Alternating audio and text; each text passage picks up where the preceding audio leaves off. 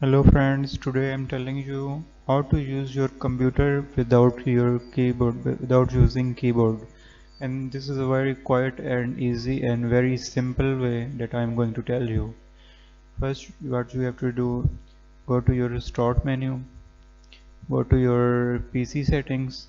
MTrix is shown here in the task button.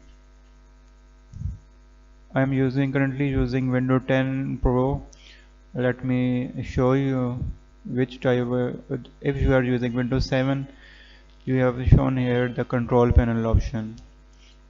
Click on ease of access. Here the keyboard is available. Turn on the on-screen keyboard. I'm show on. Here I'm currently showing the on-screen keyboard.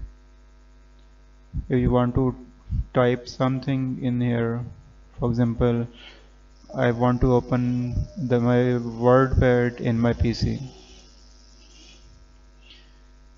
You can type anything by using this keyboard.